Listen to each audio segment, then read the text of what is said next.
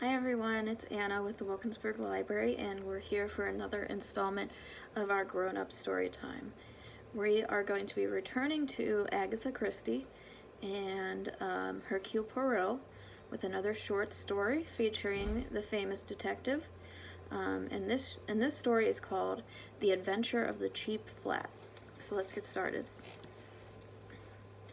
So far, in the cases which I have recorded, Poirot's investigations have started from the central fact, whether murder or robbery, and have proceeded from thence by a process of logical deduction to the final triumphant unraveling.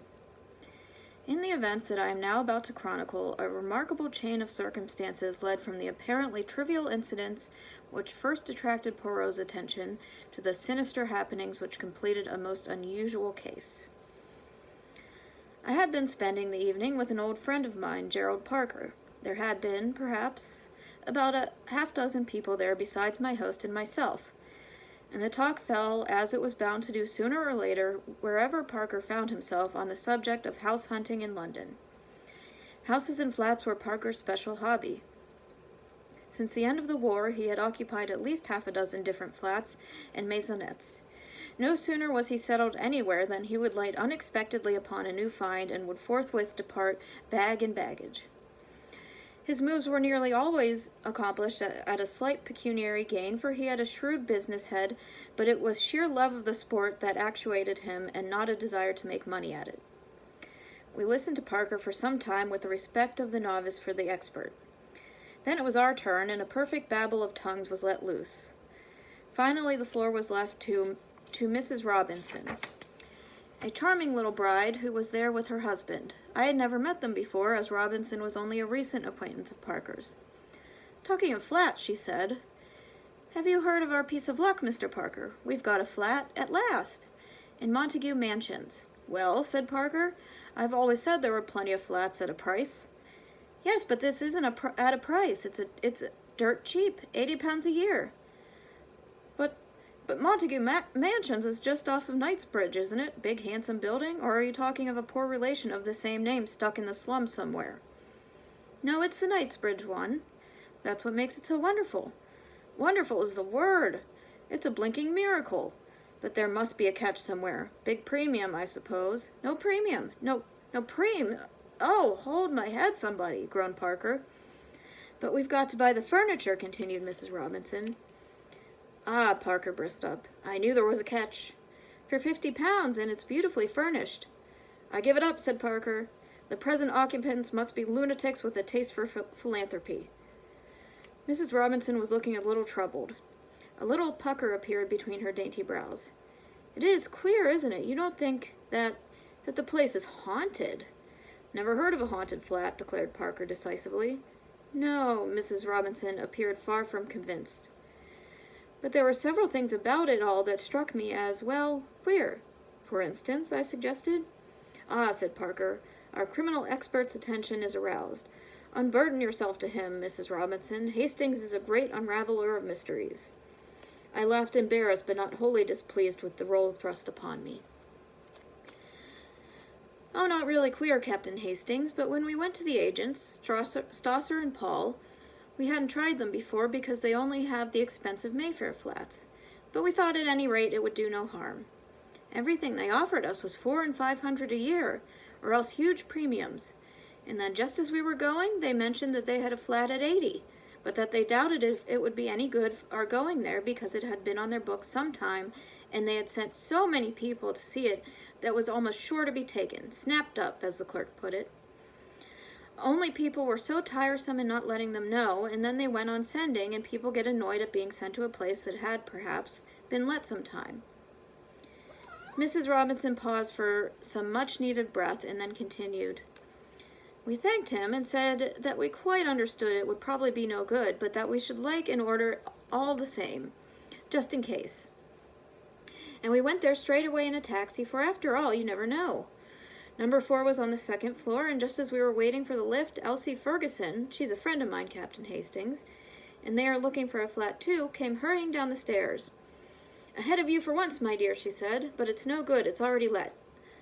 That seemed to finish it, but, well, as John said, the place was very cheap, and we could afford to give more and perhaps if we offered a premium, a horrid thing to do, of course, and I feel quite ashamed of telling you, but you know what flat hunting is." I assured her that I was well aware that in the struggle for house room the baser side of human nature frequently triumphed over the higher, and that the well-known rule of dog eat dog always applied. So we went up, and would you believe it, the flat wasn't let at all. We were shown over it by the maid, and then we saw the mistress, and the thing was settled then and there. Immediate possession and £50 for the furniture. We signed the agreement next day, and we are to move in tomorrow. Mrs. Robinson paused triumphantly. "And what about Mrs. Ferguson?" asked Parker. "Let's have your deductions, Hastings." "Obvious, my dear Watson," I quoted lightly. "She went to the wrong flat." "Oh, Captain Hastings, how clever of you," cried Mrs. Robinson admirably. "I rather wish Poirot had been there. Sometimes I have the feeling that he rather underestimates my capabilities." The whole thing was rather amusing, and I propounded the thing as a mock problem to Poirot on the following morning. He seemed interested and questioned me rather narrowly as to the rents of flats in various localities. "A curious story," he said thoughtfully. "Excuse me, Hastings, I must take a short stroll." When he returned about an hour later, his eyes were gleaming with a peculiar excitement. He laid his stick on the table and brushed the nap off his hat with his usual tender care before he spoke. "It is as well, mon ami, that we have no affairs of moment on hand. We can devote ourselves wholly to the present investigation." "What investigation are you talking about?" "The remarkable cheapness of your friend's, Mrs. Robinson's, new flat." "Poirot, you are not serious." "I am most serious. Figure to yourself, my friend, that the real rent of those flats is £350. I have just ascertained that from the landlord's agent. And yet this particular flat is being sublet at £80. Why? There must be something wrong with it. Perhaps it is haunted, as Mrs. Robinson suggested." Poirot shook his head in a dissatisfied manner. "Then again, how curious it is that her friend tells her the flat is let, and when she goes up, behold, it is not so at all. But surely you agree with me that the other woman must have gone to the wrong flat. That is the only possible solution."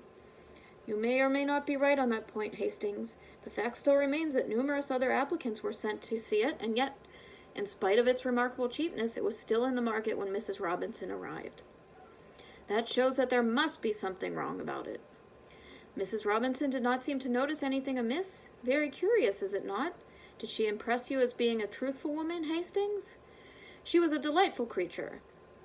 "Avattement, since she renders you incapable of replying to my question. Describe her to me, then." "Well, she's tall and fair. Her hair is really a beautiful shade of auburn." "Always you have a penchant for auburn hair," murmured Poirot. "But continue."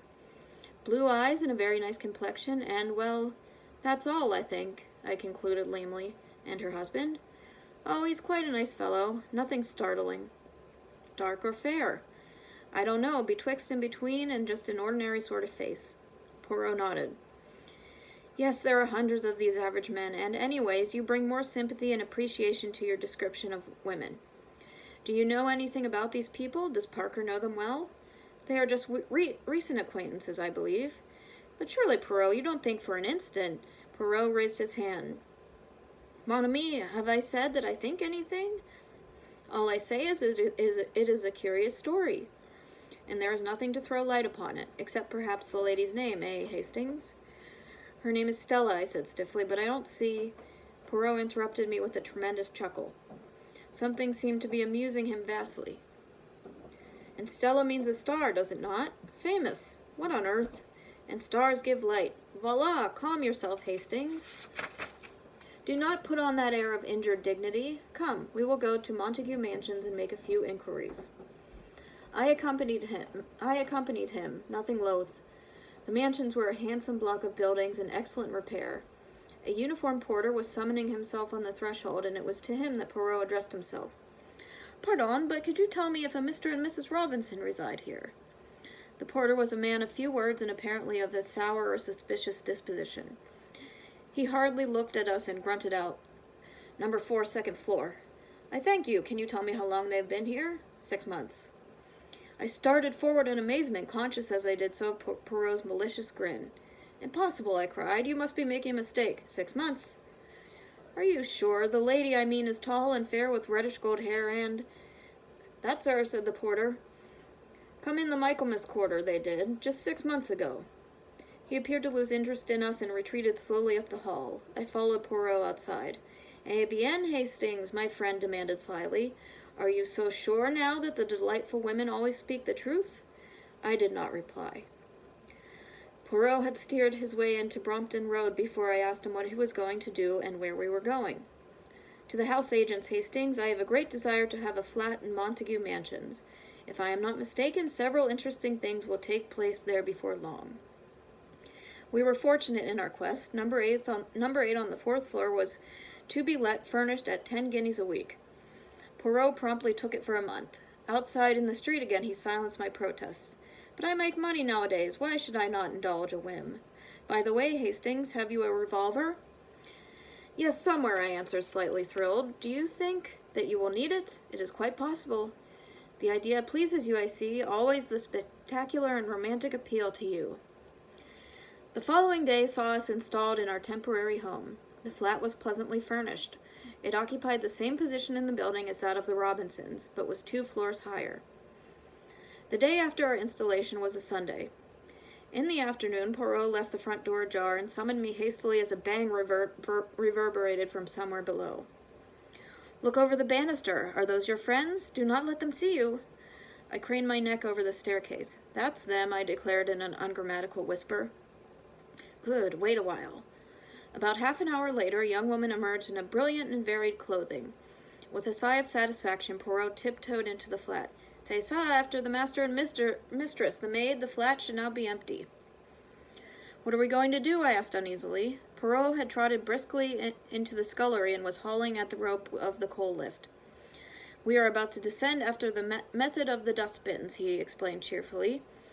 "No one will observe us. The Sunday concert, the Sunday afternoon out, and finally the Sunday nap after the Sunday dinner of England. Les roast beef. All these will distract attention from the doings of Hercule Poirot. Come, my friend." He stepped into the rough wooden contrivance, and I followed him gingerly. "Are we going to break into the flat?" I asked dubiously. Poirot's answer was none too reassuring. "Not precisely today," he replied. And that's where we'll stop for today. We will conclude this story on Thursday night at 8 p.m., so we hope you'll tune in then. And as always, stay safe, stay home, stay calm. Good night.